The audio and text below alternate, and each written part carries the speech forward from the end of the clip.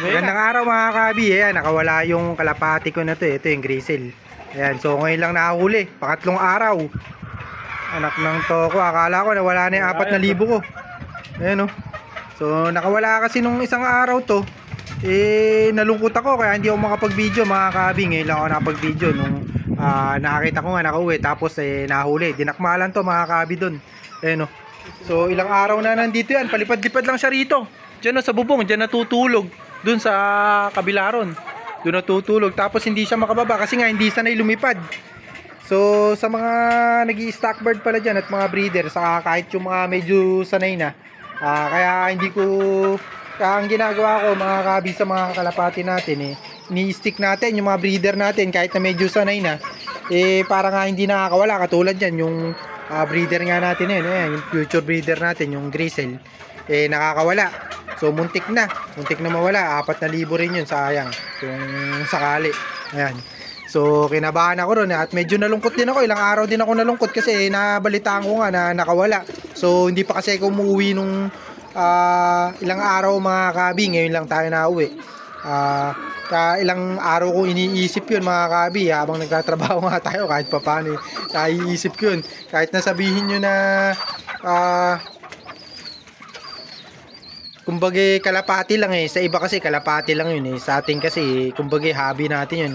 Nakakita nyo naman yung last video natin, pinakita ko pa nga sa inyo, pinaris dito nung kasama natin So umuulan kasi ng malakas mga kabi, hindi nga naisarang mabuti to. So nakawala, kaya ang nangyari muntik nang mawala yung kalapati natin. Buti magaling yung homing instinct niya kasi kahit na hindi nga natin pinuviewing, saka wala nga hindi natin talaga sinanay.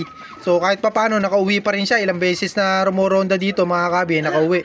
So ibig sabihin maganda yung homing instinct yung nabili nga natin na yun na future breeder natin, yung grizzle. Ayan. So kaya ngayon nakapag-update tayo ngayon.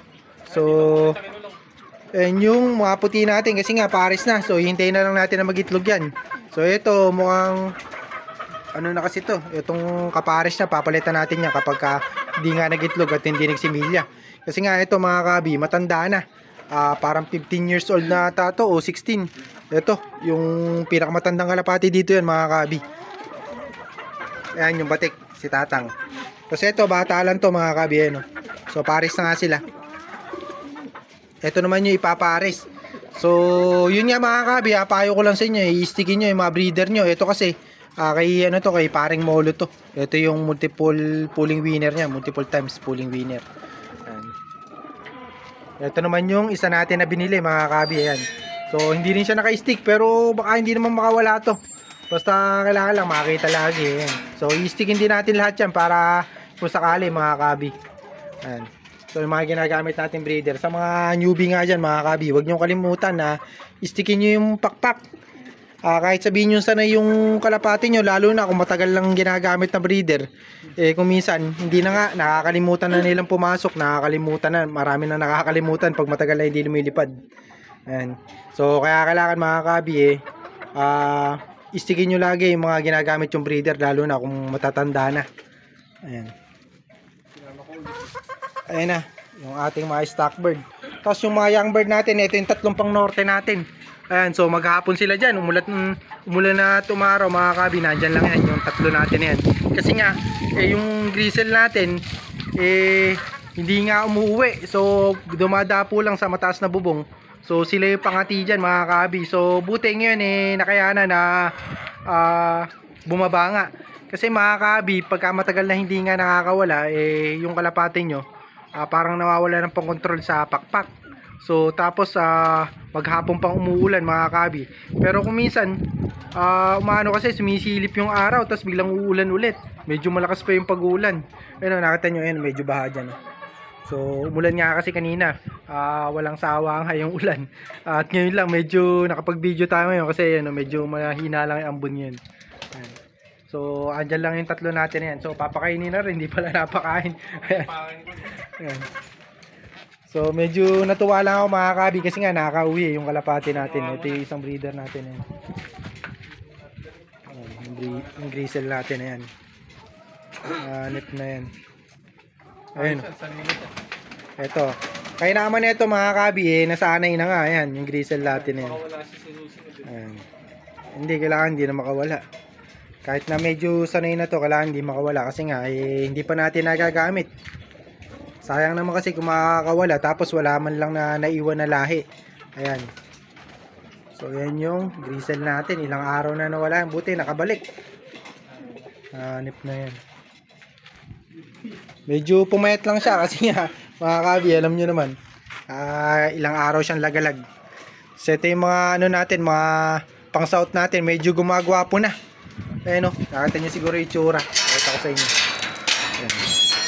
Medyo gwapo na yung itsura na ito, yung choco natin. Kasi mga blue bar natin, ayan o. Medyo gumagwapo na sila. Ayan.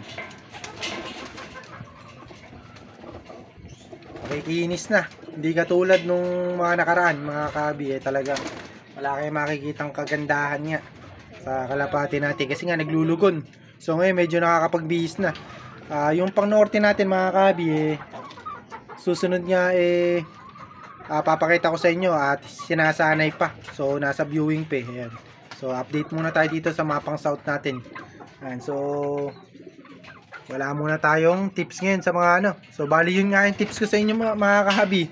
Yung ano kayo, wag niyo kalimutan na i-stick yung kalapate nyo. Lalo na kung hindi masyadong safe yung mga breeding cage nyo. Baka makawala o makatakas. So sayang yung pinambili nyo. Kasi kung minsan mga kahabi sa katulad niya, yung binili ko na yan, bata pa. So hindi sana yan doon sa pinagbilang ko. Sa medyo malayo yung bahay nga nun mga kahabi. Kahit nasa na ito mga kabi, baka hindi na makauwi sa tagal nga rin na nakakulong niya. Yun nga mga kabi, istigin nyo na lang kapag bumili kayo para hindi masayang yung pera nyo na pambili. So kahit sabihin nyo mumurahin lang yung kalapati, at lalo na kung binili nyo naman para maging breeder, pinakamaganda istigin nyo na. Ayan. Medyo makinis na yung choco natin. Muntik na. Ayan yung mga kalapati natin yun. So ito yung pang south natin na ano eh. Itong dalawa na to magkapatid eh. Ayan, yun yung pambato natin. Ito pala. Dalawa. Ayan. Nakawala siguro dito. So ito yung stock bird natin. Pero nakawala nga rito na kalapati mga kabihin. So nakawala isang kalapati. Papayaram ko muna. Kaninong papayaram to? Sa kumpare. Baka hindi maraming soli yun. Hindi, piniram ko yun. Nakapagpatagpos ng araw lahi. Ayan. Tuwan-tuwa nga. Ngayon pa lang doon nakapagpatagpos. Lahi doon ng kalapati ko. So lahi nga ng kalapati.